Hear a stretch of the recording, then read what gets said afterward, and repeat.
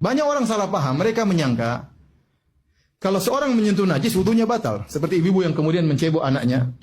Dia menyangka bahwasanya wudunya batal. Padahal tidak, bukan pembatal wudu menyentuh najis.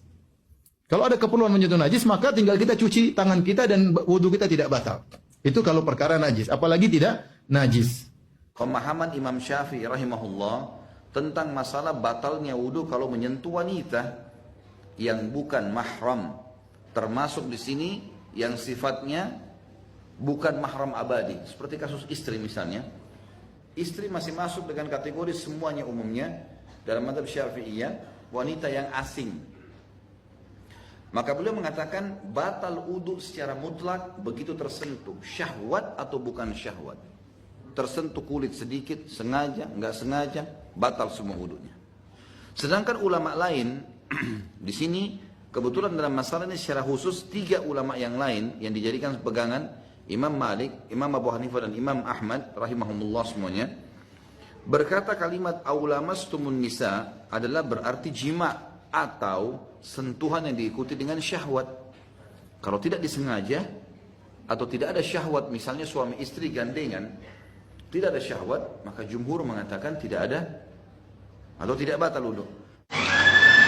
Apakah ketika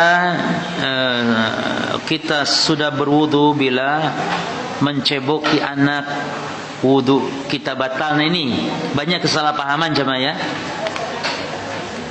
Pertama berjemaah, orang kalau sudah wudu lalu terkena najis, maka dia tidak membatalkan wudunya, tapi cukup najis itu dibasuh saja.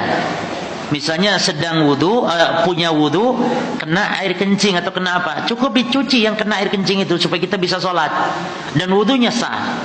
Baik. Terus yang kedua, bagaimana dengan menceboki anak kecil? Kalau menceboki anak kecil ada khilaf dalam masalah ini. Menginjak kotoran, kejatuhan kotoran itu bukan pembatal wudu. Cuman kewajibannya bagi orang yang sholat, dia harus bersih dari kotoran. Iya. Dia bersih dari najis.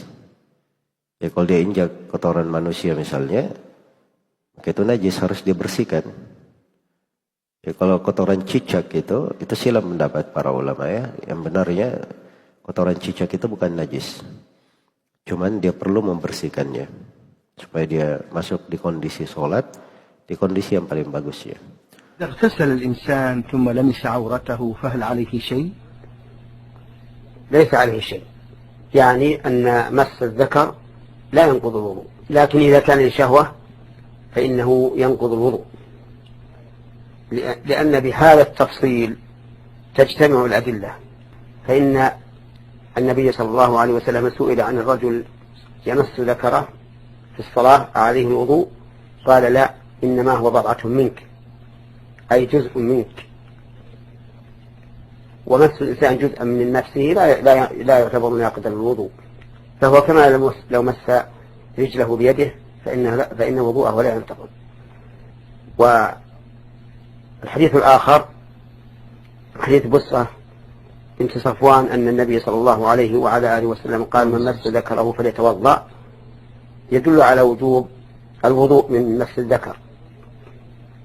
والجمع بينه وبين الحديث الأول أن يقال إن مسه الإنسان لشهوة فإنه يخالف مس بقية الأعضاء فينتقض وضوءه، وأما إذا مسه لغير شهوة فإنه لا ينتقض الوضوء.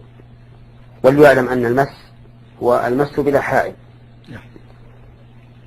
هو المس بلا حائل. أما إذا كان مع حائل فإن ذلك لا يعد مسا، فلا ينقض الوضوء حتى لو كان لشهوة، فإنه لا ينقض الوضوء إلا إذا خرج منه ما يوجب الوضوء.